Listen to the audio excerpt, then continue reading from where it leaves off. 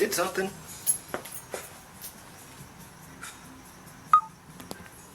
The gas that's in there has been in there for at least 2 years that I know of. So I may need to try draining out that gas and putting new gas in there, but it started for a second. I'm going to put my code reader on there, see if it's got any codes. The timing should be alright. I think it might just be that gas, that's why all that smoke was coming out of there. But it started. Okay, so this Ranger is not OBD2, which my scanner is OBD2. So I checked it by using a jumper wire. I'll take you over there, hold on.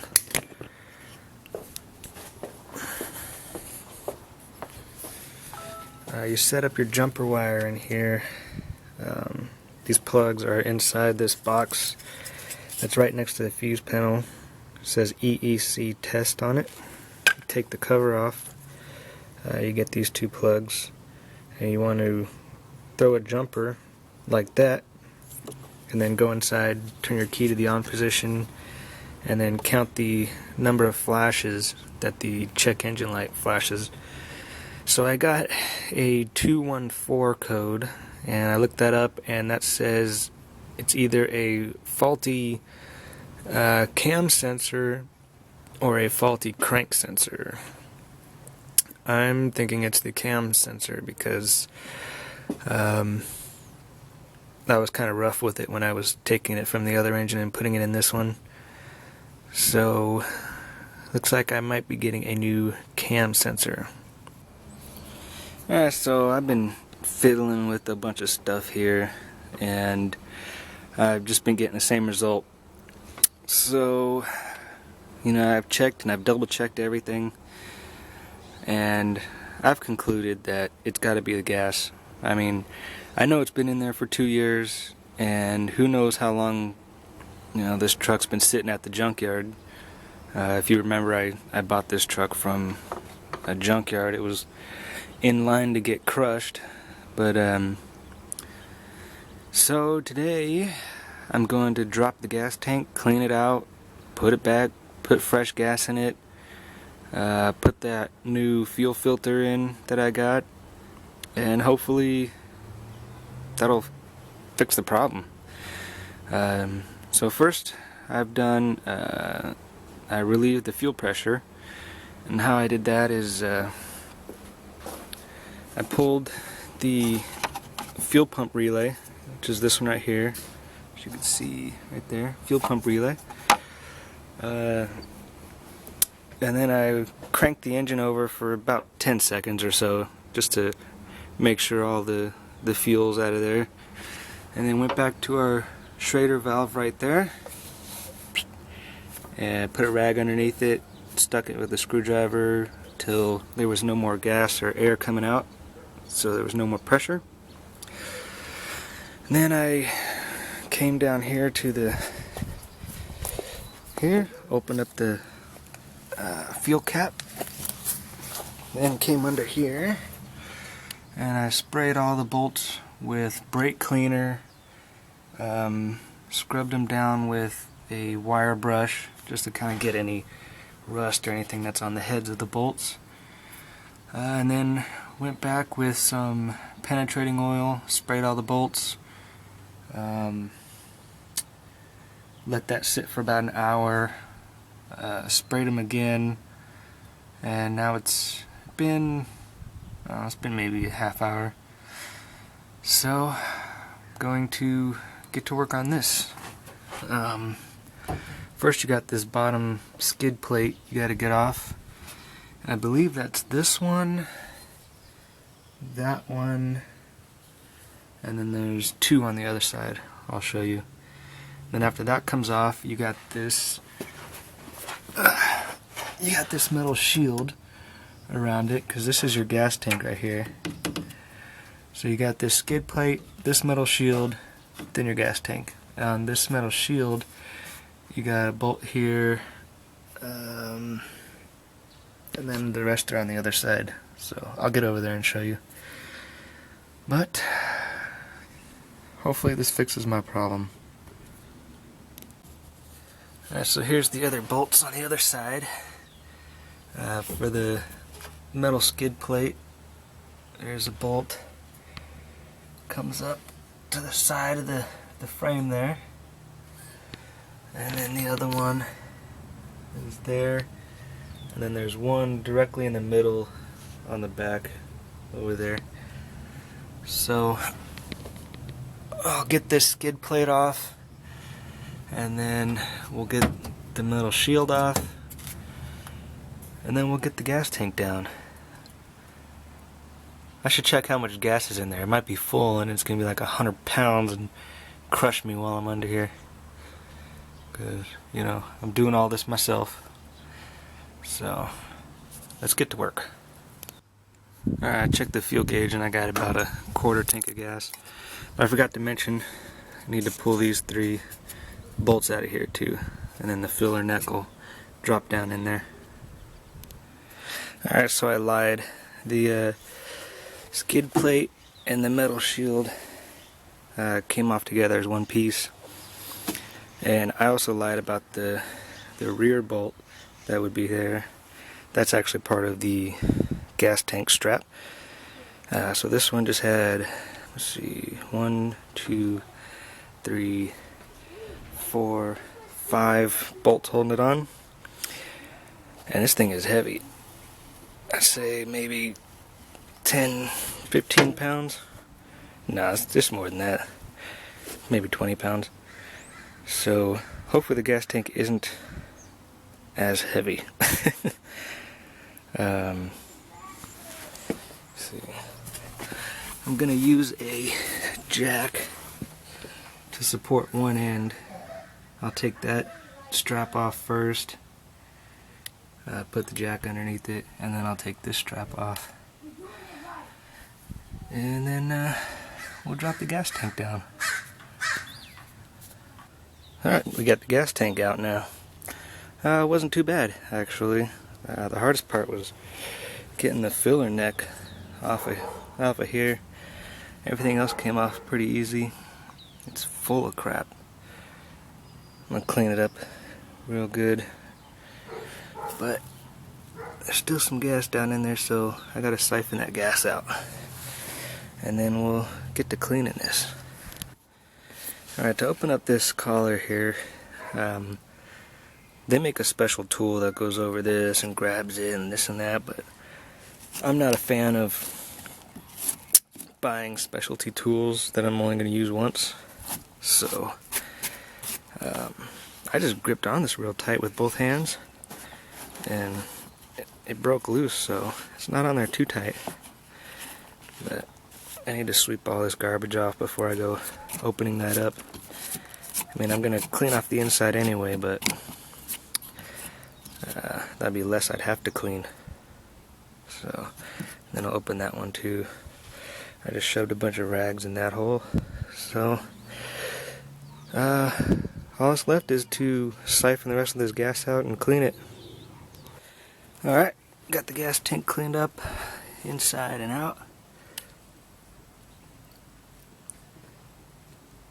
Can't really see in there, it's pretty dark. But now I gotta try to put it back in. Without any gas in it, it should be easy. But my sunlight's going down, so I gotta get this in there fast, and then I'm gonna go get some gas and we'll see what happens. Alright, we got the gas tank back in there, and it was a huge pain. Oh, I did not think it was gonna be such a pain. So I would suggest, if you have the means, take the bed off and do it, because they hardly give you any room to connect the lines and the filler tube and everything on top. I mean, if you look up here, actually you can't because it's dark, but you can see, let's see right here is the crack where everything's at. So now we just gotta put the metal plate on and we'll be all done. And then we're gonna do the fuel pump, or the fuel filter, which is right there. Yesterday I didn't have enough time to put the fuel filter in, so I'm gonna go ahead and do that today. This is the fuel filter I got from Napa, the number. When putting your fuel filter in, there's a little arrow for direction of flow that you want to do. See? Wow. It also came with new clips for the fuel lines. And I went and got 6 gallons of gas. So hopefully that does it. Alright, the fuel filter on these trucks, if you go right here, this is the driver's side, go under right where the frame starts to bend. It's right there inside this bracket. Let me see. Right there. See it back there? So, we gotta remove these 2 bolts. Looks like this strap on here too. Looks like it goes through that. And then disconnect the fuel lines, put the new one in, and that's it. Pretty easy. Alright, and here's our fuel filter. And take the little clips out of the fuel lines. And you're going to want to have some rags, because most likely this fuel filter is full of gas still. So I'm going to shove a bunch of rags in here and then pop the lines off. And it's out. Right there. So all we gotta do is put the new one in the lines, put the new clips in there, put that bracket back on, and then we're done. And the new fuel pump is on, or fuel filter. Pretty fast. I mean, I swear it's only been maybe 5 minutes. So, cool. I will just put this bracket on. Alright, fuel filter is done, so now I'm going to put the 6 gallons, yeah, these are 2 each, so 6 gallons of gas, and I'm also going to put in this gum out high mileage fuel injector cleaner along with it, just to hopefully clean out the fuel system. Alright, so we drained out the old gas, cleaned up the fuel tank, put the fuel tank back, put new gas in it, I put the new fuel filter on, so hopefully it'll start and stay going. I went ahead and I already purged all the air out of the fuel lines, so we should be good to go. So fingers crossed. Sorry about the sunlight in the camera like that. It's not much I could do about that. So anyways, let's give it a shot. And I got my timing light hooked up already, so if it starts, then I can check the timing.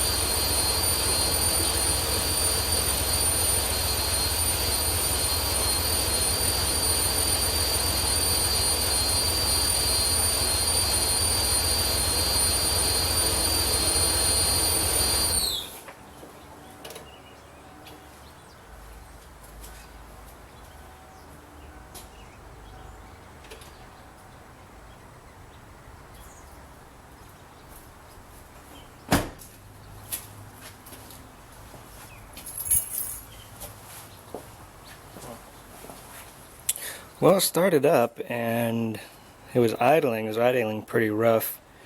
The timing is jumping around like crazy. It looks like it was jumping between, I'd say about 5 to 15 before top dead center. And there's a loud whistling. It's coming from about the middle of the engine, so I'm thinking like maybe the middle of the back. So I'm wondering if that might be a vacuum line that's pinched. And if that's the case, that might have been why it just died just now. But I mean, a little bit closer. Now we just got to figure out what's next.